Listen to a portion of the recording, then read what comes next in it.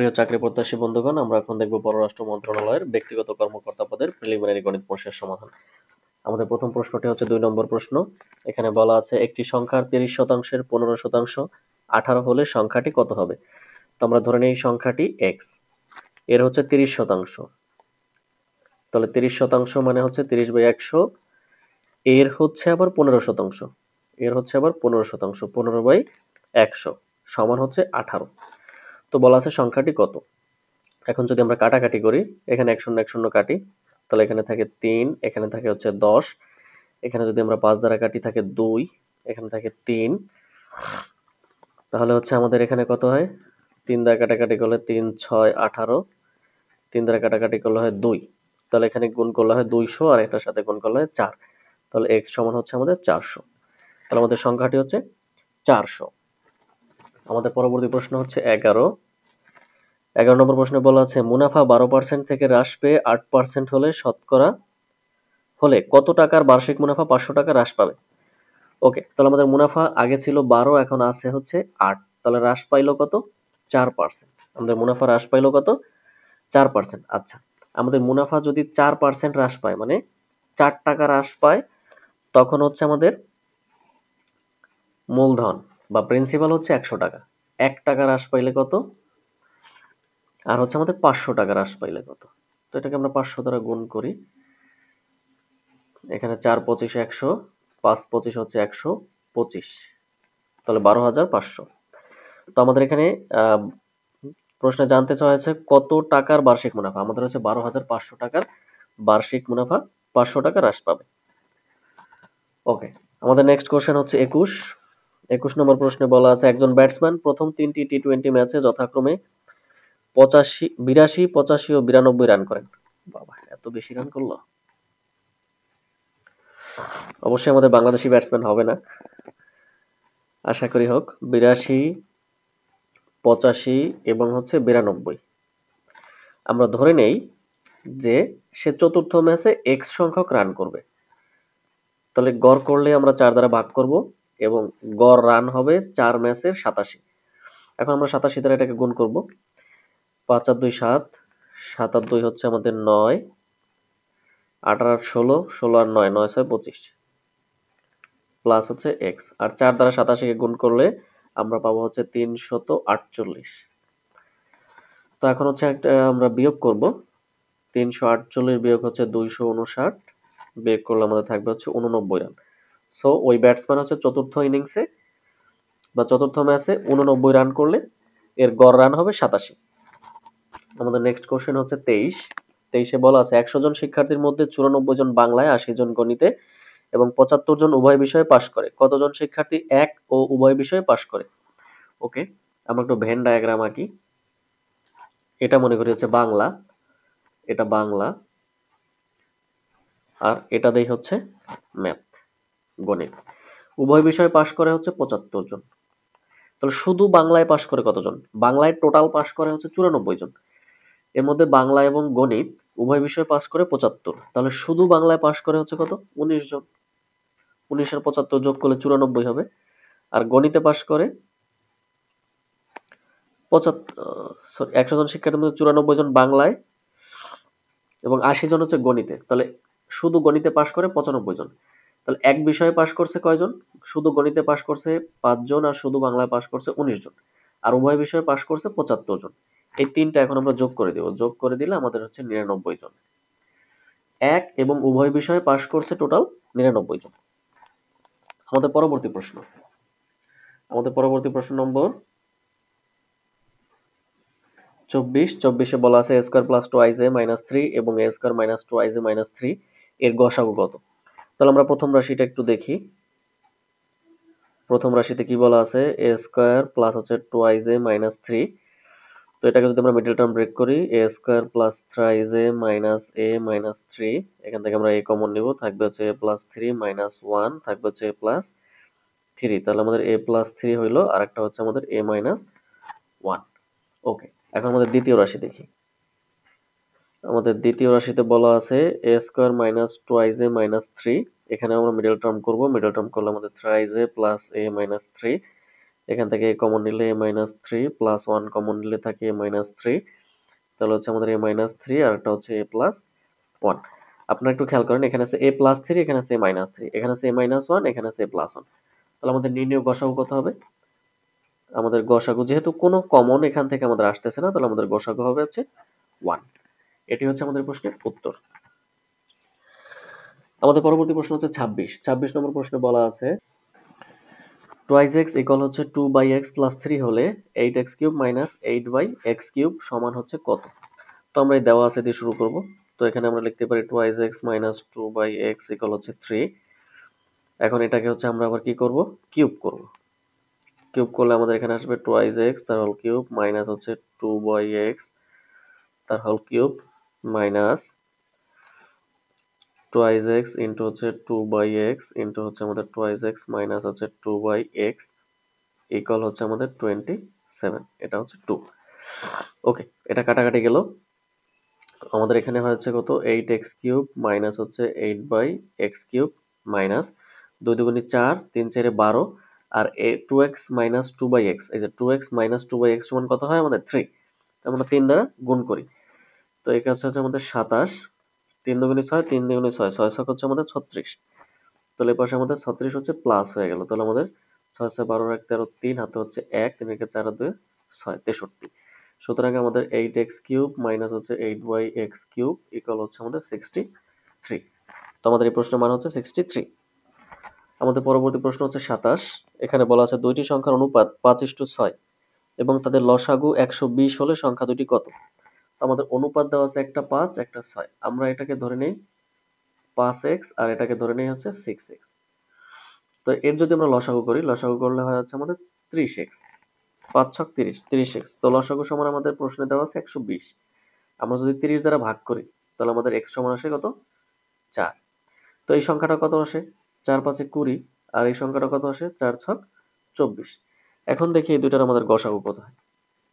আমরা 2 দ্বারা যদি ভাগ করি, 2 দ্বারা ভাগ করলে আমাদের হচ্ছে 10, এখানে আসে 12, আবার 2 দ্বারা ভাগ করলে আসে 5 আর আসে 6। তাহলে 2 আর 2 এই দুইটা আছে কমন, তাহলে 2 দুগুণী 4। সুতরাং এই 4 হচ্ছে আমাদের নির্ণেয় গসাগু। এটি হচ্ছে আমাদের প্রশ্নের উত্তর। আমাদের পরবর্তী প্রশ্ন হচ্ছে 97।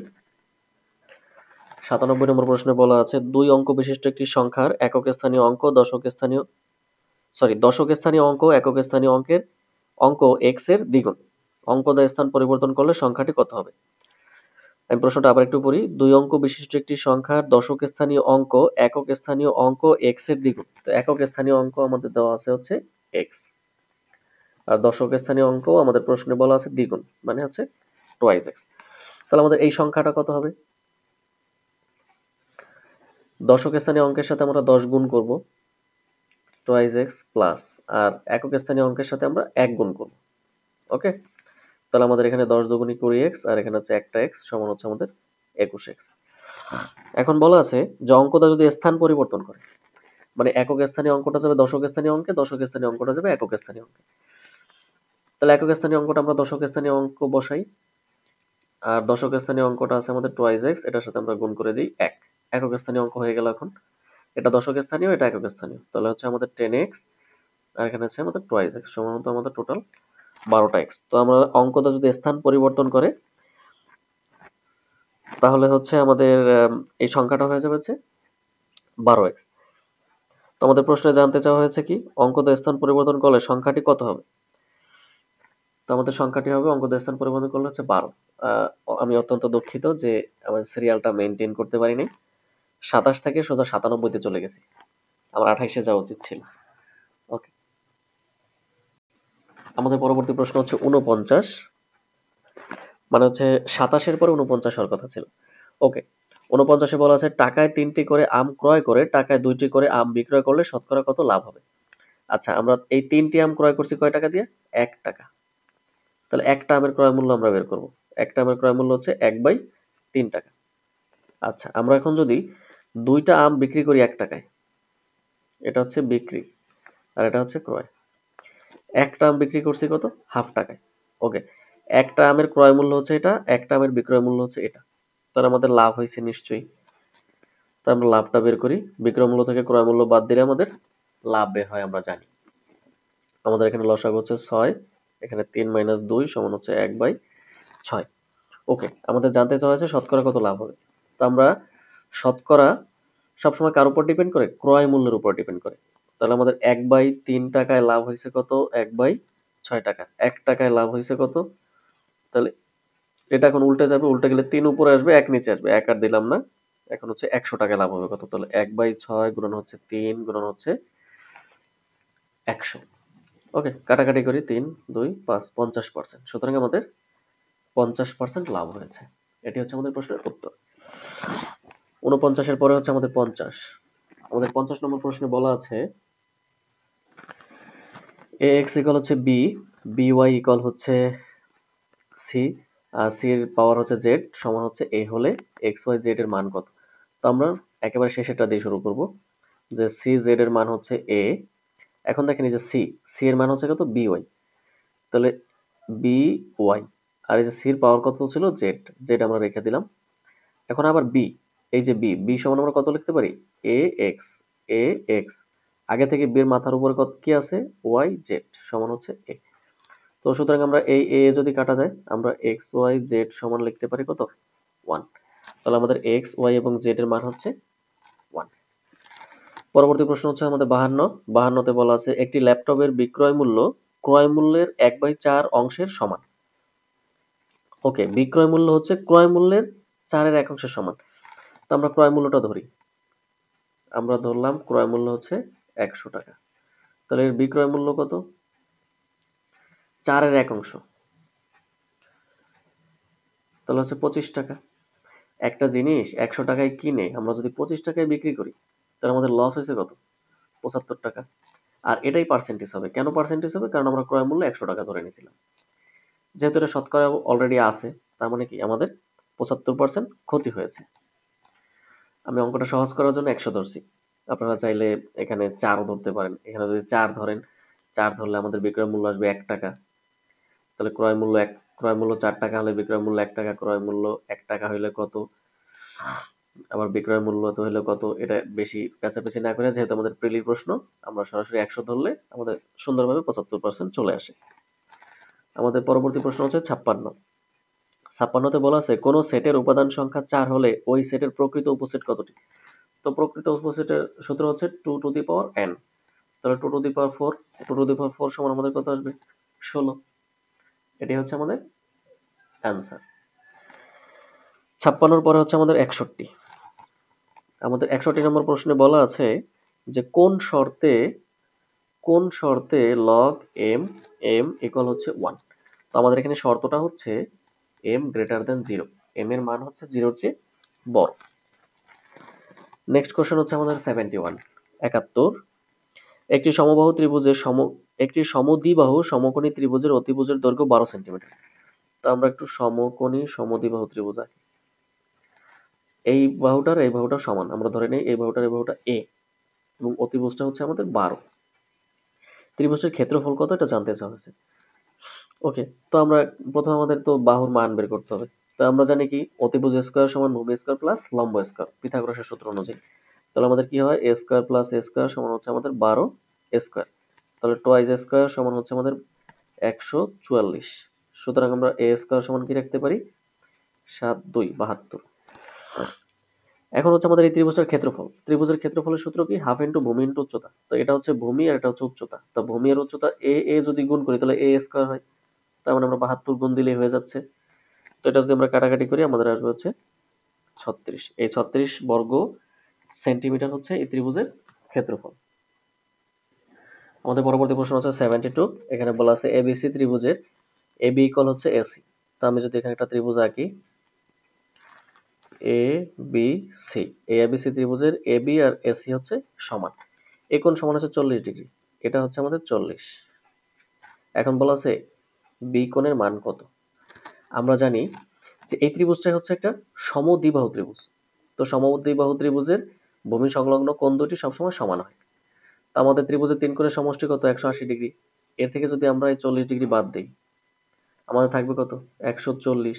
যেহেতু ভূমি সংলগ্ন কোণ দুটি সমান, আমরা এটাকে 2 দিয়ে ভাগ করব। তাহলে আমাদের প্রত্যেকটি কোণ হবে কত?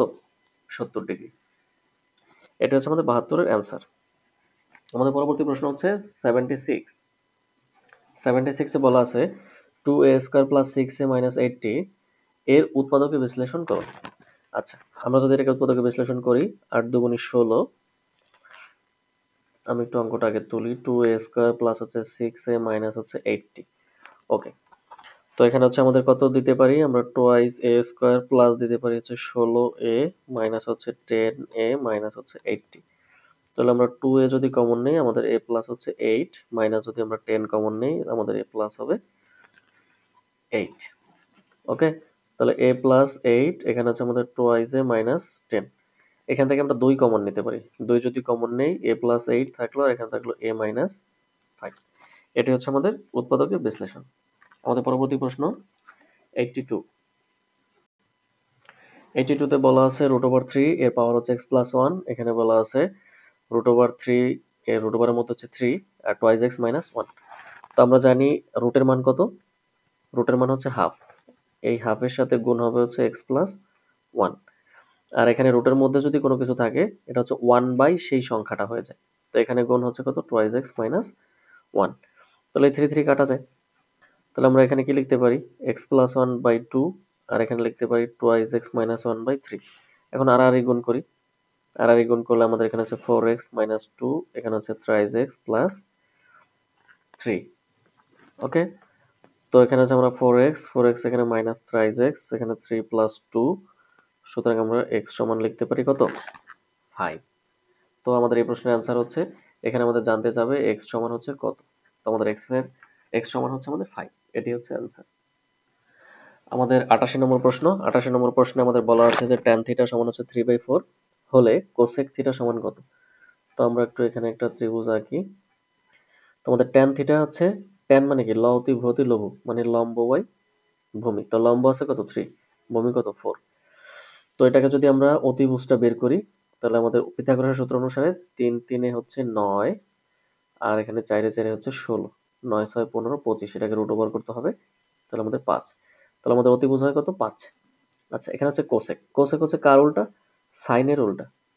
তো সাইন সমান কত? লম্ব বাই অতিভুজ। লম্ব কত? 3/5। আমাদের এটা জানতে চাওয়া হয় নাই, আমাদের জানতে চাওয়া হয়েছে কি কোসেক। তাহলে কোসেক থিটা সমান কি? সাইনের উল্টা হচ্ছে কোসেক, তাহলে 5/3। তাহলে এই প্রশ্নের অ্যান্সার হবে কত? 5/3। তো বন্ধুরা, এটি হচ্ছে আমাদের শেষ প্রশ্ন। আমাদের শেষ প্রশ্নটা ছিল হচ্ছে 97। 97 নম্বর প্রশ্নটা আমি আগেই সমাধান দিয়ে দিছি। তো আজকে এই পর্যন্তই। আমাদের ম্যাথের সলিউশনগুলি ভালো লাগলে অবশ্যই আমাদের চ্যানেলটাকে সাবস্ক্রাইব করবেন, আমাদের সঙ্গেই থাকবেন। ধন্যবাদ।